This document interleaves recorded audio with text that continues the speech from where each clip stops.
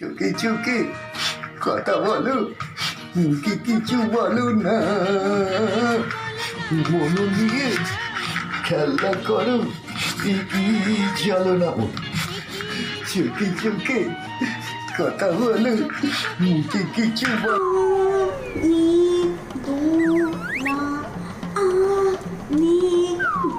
মরি মরি চলিতে চলিতে পরনে নিলাম বড়ি। ও নিয়ে নিলে আম্বার পে চাঁদে জপুরে বাবারে। মনের মধ্যে বেশ কেমন একটা মতো হচ্ছে, মনে হচ্ছে যেন ঝড় আসছে। সব নিয়ম ভেঙে শুধু দুটিতে মিলে বলবো, মোরা একসাথে চলব, আমি আর পারুল। আমি কিছু বলছেন? হ্যাঁ,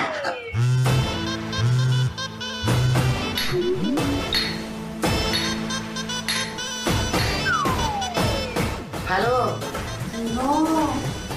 কেমন আছো? কি করছো? না, ওই ঘোলের স্বাদ দুধে মেটাচ্ছি। কি? কিছু না গো, পেঁয়াজ কাটছি। আমাকে কি বোকা মদন পেয়েছো নাকি গো?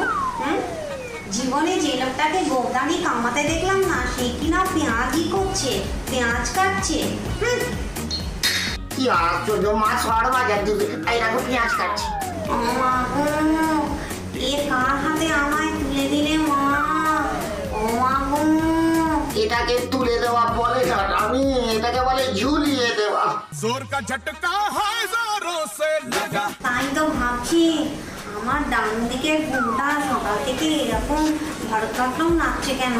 ওই যে সুধা নাপিতিনি আসেনি বলে ভারী ঝুলে গেছে, আর তুমি ভাবছো নাচছে। একদম বাজে কথা বলবে না। এরপর থেকে তুমি আমাকে ক্রমাগত বলে গেছো, বাবা কি ভালো গরু বলে গেছো। সে তো রাতে শান্তিতে ঘুমোতে পারবো বলে, নইলে তো ওটাই মাঝখানে জিজ্ঞাসার চিহ্ন হয়ে ঝুলে থাকে। থামো থামো, আমি ভোর থেকে বুঝেছি কিছু না কিছু একটা গোলমাল নিশ্চয়ই হচ্ছে। এই লকডাউনের বাজারে আমার সব শেষ হয়ে গেল। এখন যদি বন্যা হয়, লোকজনের ঘর বাড়ি ভেসে যায়, তাহলে লোকজন কোথায় যাবে বলো? লোকজন ভেসে যাবে মানে তোমার সাথে এখন কে আছে খুলে বলো। কি আর থাকবে বলো, তুমি আর আমি। চম্পা চামেলি পারুল, কেউ করবে না ভুল, সবাই জানে তোমার চরণে রাখা আছে আমার নখ থেকে চুল। সত্যি বলছো? আমার নামে দিব্যি করে বলো, তোমার সাথে কেউ নেই?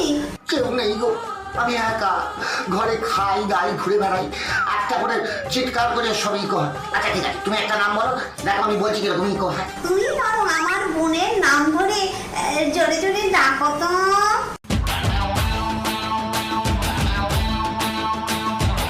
পারুল পারুল পারুল পারুল?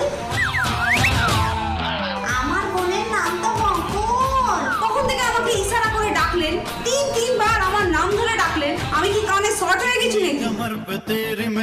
ইস নির্বাত নিয়ে অনেক বড় একটা গোলমাল হয়। ডাকিনি তো, আসলে টিভিতে ইন্টারভিউ চলছিল, রাজা তো জিজ্ঞেস করছিল আপনার সঙ্গে কে কে থাকে, আমি বললাম আমি কে থাকে আমার সঙ্গে, ওই পারুল পারুল পারুল। আরে আরে আরে, টিভিতে দেখনি ওই সিরিয়ালে ইম্পর্টেন্ট কথা হলে তিনবার তিন দিক থেকে বলে। আচ্ছা আচ্ছা আচ্ছা। আজ আমার হলো সকাল থেকে যে পাচ্ছে সে, সকাল থেকে আজকে গোপাল তার কোনো কথা নেই। ছোটবাবু তাদের বাবুকে বললেন আপনি বিজেপি দাল, তাদের বাবু ছোটবাবুকে বললেন আপনি বকধার্মিক। কোথায় যে গেল, কোনো ফোন নেই, দেখি তো। ছোটবাবু তাদের বাবুকে বললেন আপনি খোলর বলো, তাদের বাবু ধরা লকডাউনের মধ্যে মাথাও ঘটাও, কিচ্ছু বসতে হচ্ছে না, কিচ্ছু মাথার মধ্যে ঢোকাতে পারছি না। আমি এক কাজে বসাই, ওর কাছে ধমক খাচ্ছে আর আমাকে ফোন করছি, ফোন করে কি বলে আমাকে একটু আচ্ছা হাসি আছে। যতই হোক আপনার কাছে কাজ করি, তবে মাইনে পাবো তো আপনার ঠিক নেই, তার মধ্যে থেকে কি করে হাসির যোগান দেবো? আমাকে হাসি ফ্যাক্টরি তার থেকে ভাবছি ওয়ার্ক ফ্রম হোমটাই চালিয়ে দেয়।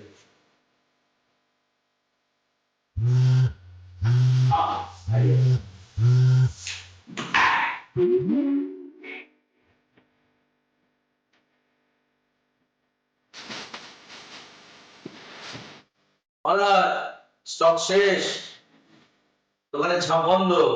কিসে? ওই যে কারণে আপনি ভিডিও কল করেছেন। রানীমা নিশ্চয়ই আপনাকে একটু ঝাঁটানি দিয়েছে বলুন।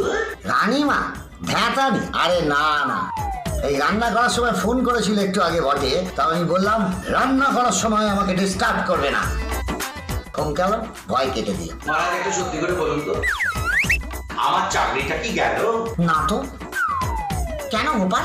আপনি তো যাবতীয় হাসির উপাদান তো সব আপনি এখন সরবরাহ করছেন। এই যে আপনি রান্না করছেন, আপনি রানীমাকে একটু ধমকালেন, লোক তো হাসিরই কথা। দেশটা গণতান্ত্রিক হলেও তুমি একটা রাজার আন্ডারে চাকরি করো, এটা ভুলে যাও না গোপাল। বলো তো এটা কি?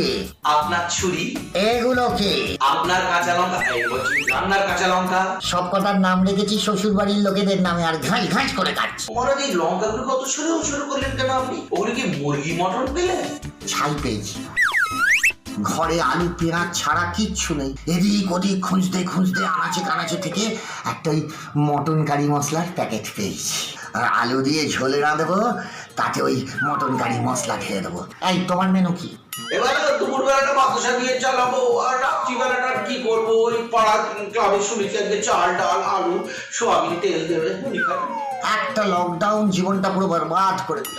অমন করে বলতে নেই স্যার।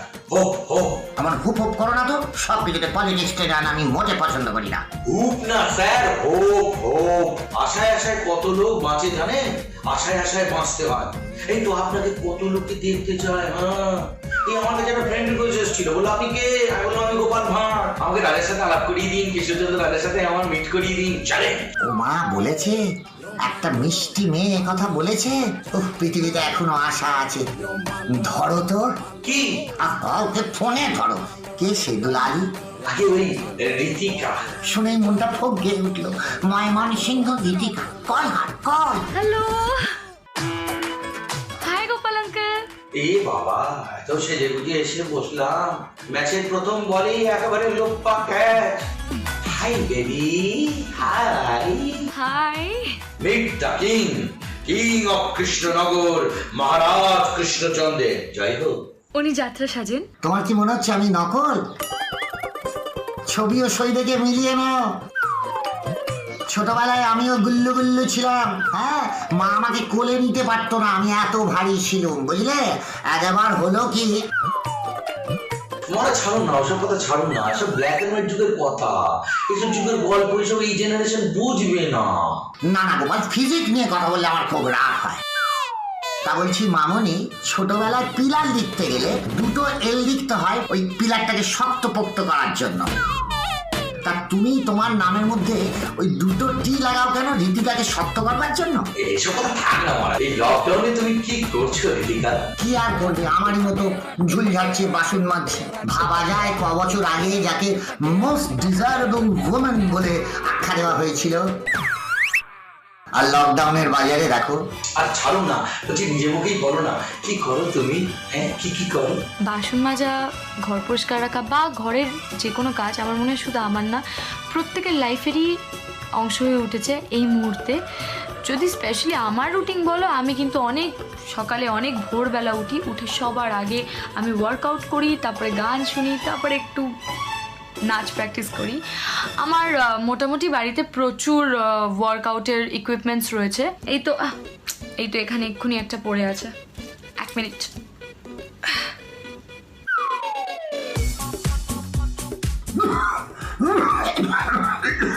ডাম্বলস। বরবাদ করে দিল জীবনটা। এই বলছি রীতিকা, তোমার তো এই বছর অনেকগুলো সিনেমা ছিল না, তাই তো? হ্যাঁ, সেরকম কিছু নয়, বাট দুটো মুভির এখনও রিলিজ পেন্ডিং আছে, লাভ স্টোরি, ব্ল্যাক ডে, আর সামনে দুটো প্রজেক্টস আরও আছে। তো ঠাকুরের কৃপায় সব ঠিক হয়ে গেলে আবার কাজ শুরু করব। দেখো গোপাল, কত বড় লিস্ট দেখো। আর তোমার একটাই কাজ, আমার মুখে হাসি ফোটানো, সেটাও ভুলে গেছো। আর ওকে দেখো কতজনের মুখে হাসি ফোটায় বলো তো। বলছি আমাদের দুজনের মনে না দুঃখ আর একটু ভার হয়ে গেছে মনের ভেতরটা। হোয়াট? যে আমাদের দুজনের মুখে একটুখানি হাসি ফোটাবে, ভাইটি আমার একটু হাসি ফোটাও।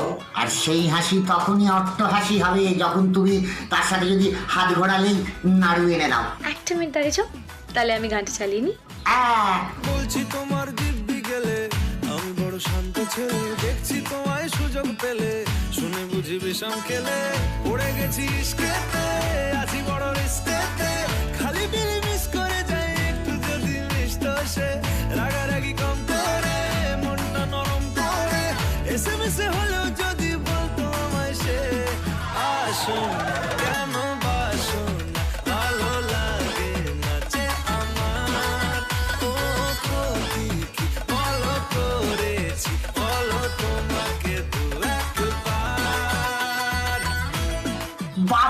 আটকে আবার মনটা ভরে গেল গো, আমারও নাচতে ইচ্ছে করছে। আর রিতিকা বলছি আমাদের রাজামশাইয়ের কি আমার বয়স, কিচ্ছু বয়স না, একবারে ইয়ং ছেলেটি, কিন্তু কি ঘরে মুখে বলি রেখা পড়েছে, কোচকে গেছে চামড়া, একেবারে দেখলে মনে হয় বুড়ো পেঁচাটি। না ঠিক, তোমার কাছে তো অনেক বিউটি টিপস আছে, অনেক কিছু মাখো টাকো হয়ে যায় মুখে, কিছু টিপস আমাদের রাজামশাইকে দাও। হ্যাঁ রাজামশাই, আপনার স্কিন না মানে ওই ত্বক, আপনার ত্বক পাতলা হয়ে গেছে, তার জন্য আপনাকে রোজ সকালবেলা উঠে দুটো কাঁচকলা ভালো করে বেটে মুখে লাগাতে হবে, তাহলেই ঠিক হয়ে যাবে। আর হ্যাঁ, এখানে শেষ নয়, রাত্রির বেলা ঘুমানোর আগে টমেটো ডুমো ডুমো করে কেটে চোখে লাগিয়ে রাখবেন, আর কিছুক্ষণ পর উষ্ণ গরম জলে তুলো ভিজিয়ে জায়গাটা ওয়াশ করে নেবেন। দাঁড় করে দে মা, এই যাত্রা পার করে দে, যাত্রা পার করে দে মা। ব্যাস, তারপর সোজা ঘুম। কিছু প্রশ্ন করতে হয়, সেটা হলো তোমাকে যদি 1 সপ্তাহের জন্য চাঁদে পাঠানো হয়, ও চাঁদ তোর বান্ধবীদের সঙ্গে যাব, না না বলছি ওই যে চাঁদে তুমি যাবে, তো যাওয়ার সময় তুমি সঙ্গে কোন দুটো জিনিস নেবে? অনলি 2। আইসক্রিম আর ললিপপ, ফাইনাল। আই গোপাল, দেখেছো? কি দেখো? ও আমার দিকে কেমন ভাবে তাকিয়ে আছে দেখো, আমার কিরকম লজ্জা করছে। না মানে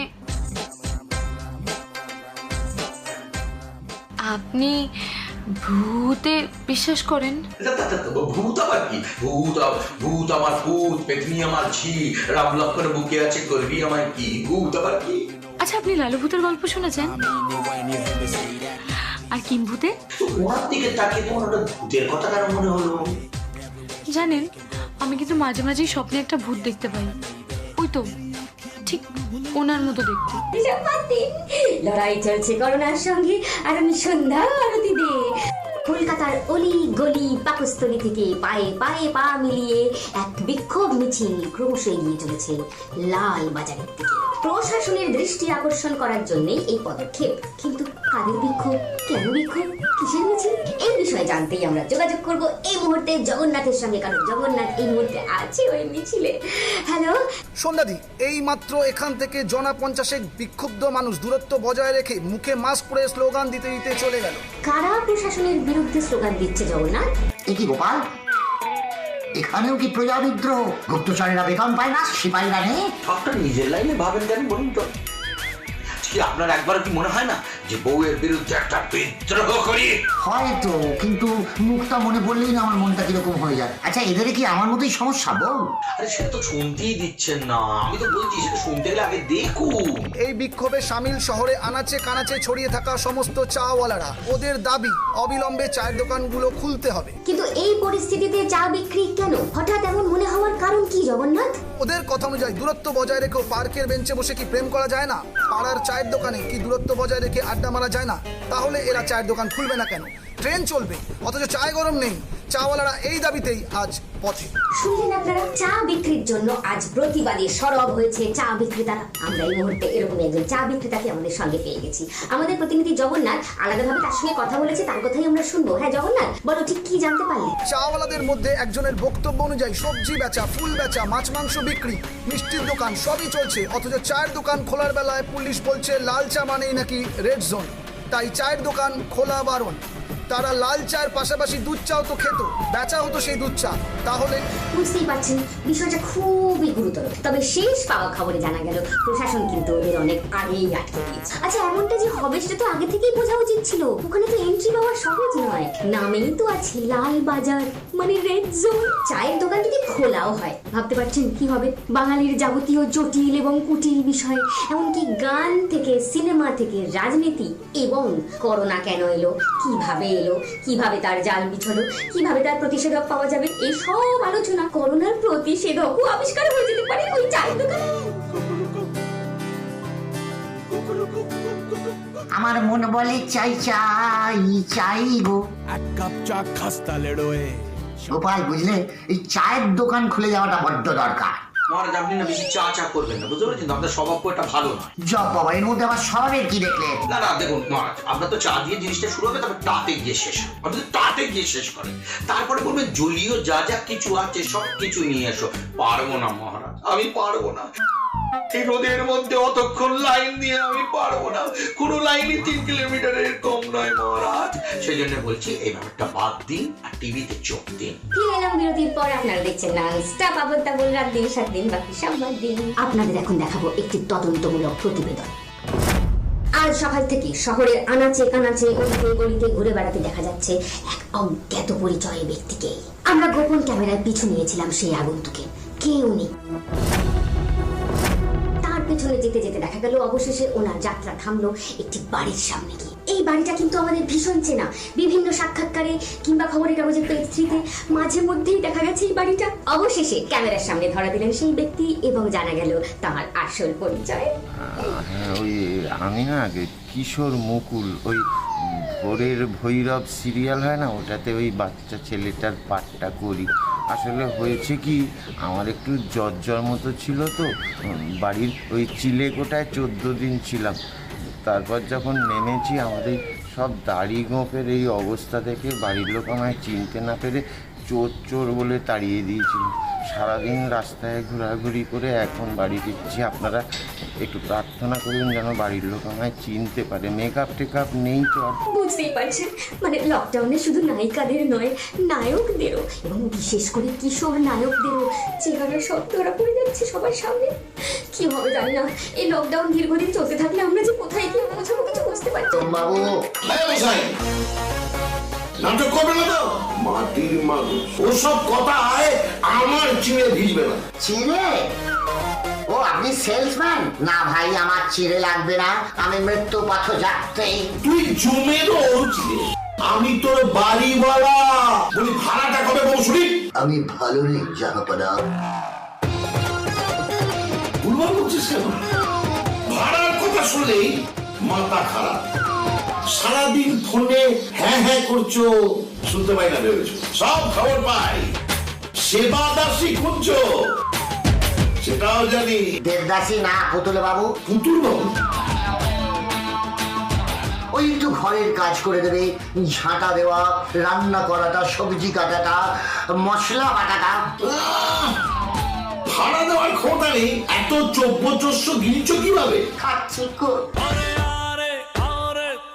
টাকা তো আসছে, এলে তো খাবো। এখন তো শুধু হরি ভটু। আজ সকালে জানেন শুধু 2টো বাতাস আর একটু জল খেয়ে। আচ্ছা, আপনার কাছে দেরাদুন রাইস আর একটু ডিম হবে? ভাড়ার সাথে আমি ফেরত দিয়ে নেবো। হ্যালো হ্যালো হ্যালো,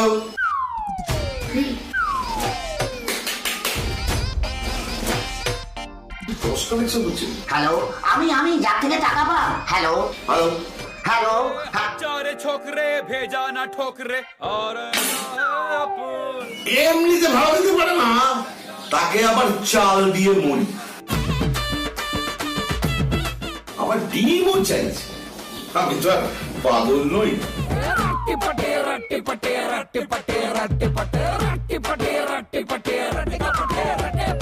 যাক বাবা, এই কটা দিন আর টাকার জন্য জ্বালাবে না। টাকা এলে ওর মুখে যদি না ছুঁড়ে মারি, তো আমার নাম কৃষ্ণচন্দ্র নয়। কৃষ্ণবাবু, ও কৃষ্ণবাবু, হ্যাঁ বলুন। আপনি তো বাতাসা খেয়ে কাটাচ্ছেন, তাই চাল আর ডিম চাইছিলেন? হ্যাঁ মানে যদি অসুবিধা না হয় তাহলে দিতেই পারেন। তা এতই যদি অভাব, তাহলে ঘর থেকে ভুড়ভুড় করে মাংসের ঝোলের গন্ধ ভেসে আসছে কি করে? এটা সর্বনাশ করেছে রে। খাচ্ছি তো আলুর ঝোল, ওর মধ্যেই একটা ডেলা পেকে যাওয়া মটন কারির মশলা শুধু ফেলেছি। মুখে কুলু পাটলেন কেন? টাকা রেডি রাখুন, আমি চানটা সেরেই আসছি। এই রে, এবার তো ছিলে খাবে। এবার কৃষ্ণচন্দ্র বোধহয় অর্ধচন্দ্র দেবার পালা এসে গেছে। নে রাজা, এবার পালা।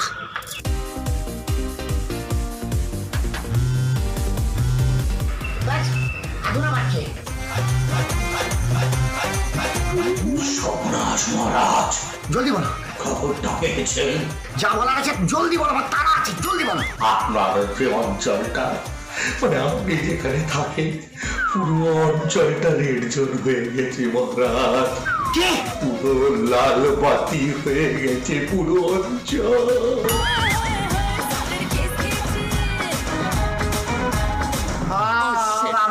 সলিড কেস খেয়েছি রে।